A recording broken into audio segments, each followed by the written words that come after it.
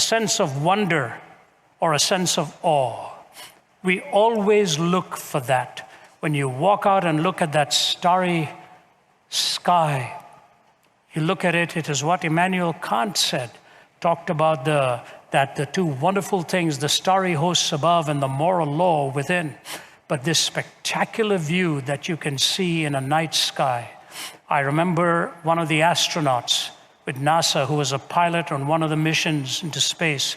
He and two of his colleagues left Houston and came to visit our office because he'd been listening to one of my CDs while he was in space, on the CD entitled, "Who is God?" And he said, every time I looked at my window and looked at that blue little speck we call our home, Earth, I was stricken with awe and wonder on what a minute part of this vast universe it is, but how spectacular it really is. He came to present us with a picture that he'd taken from there, along with that CD, and framed it. I have a very treasured place for it. I have covered the globe for 4 decades. I've seen some of the most beautiful sights. Whether you see the Taj Mahal, or you stand at Cape Point in South Africa, or you see some of the beautiful creations of the works of art in walking through museums, and you say to yourself, wouldn't it be wonderful if we could find a state of mind which existed with perpetual novelty? Wouldn't it be wonderful if we had a state of mind which could exist with perpetual novelty, that awe? You tell a story to a child and they are waiting for the story to bring that punchline to it, listening in awe.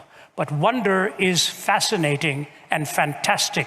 What we need is not just that which is fantastic, we need that which is fantastically true. We need that which is fantastically true. And so you move through life, you look at that third component, which is love, and the celebration of a commitment between two lives. My father-in-law was a chemical engineer in Toronto, Canada. My wife and I have celebrated 45 years of married life. My wife, Margie, hails from Toronto, Canada.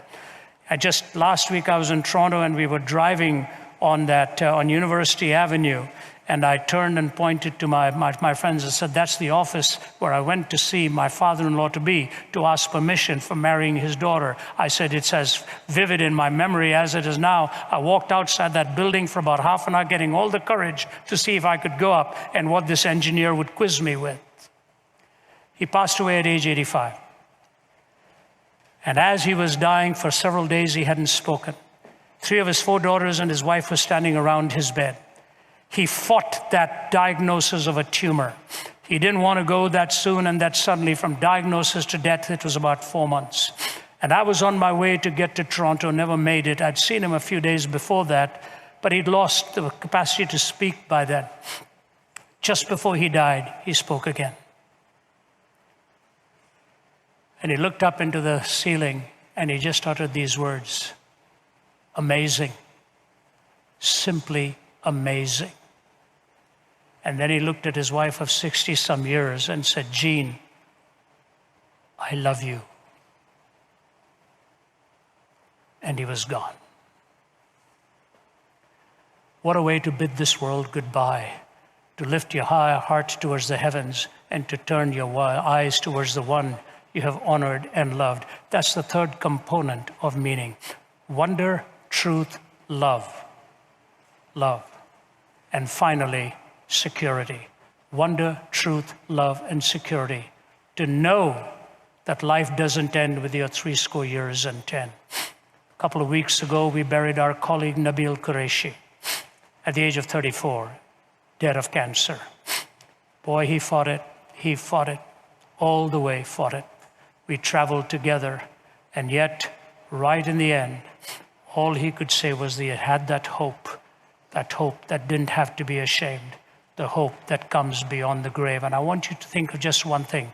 If there is no life beyond the grave, not only are your goodbyes permanent, but hear me carefully now, where is the sense or the quest for justice? Isn't that the one ethic we still have with us? We look for justice. We look for justice. With no life beyond the grave, even justice becomes a mockery. Wonder, truth, love, and security. How do we live this out? I give you 4 thoughts: with eternity, morality, accountability, and charity. We don't just live for today, we live for the eternal perspective. We don't just think of right and wrong, left and right, we think of up and down. Morality is much more than just doing that which is right. See, Jesus Christ didn't come into this world to make bad people good. He came into this world to make dead people live.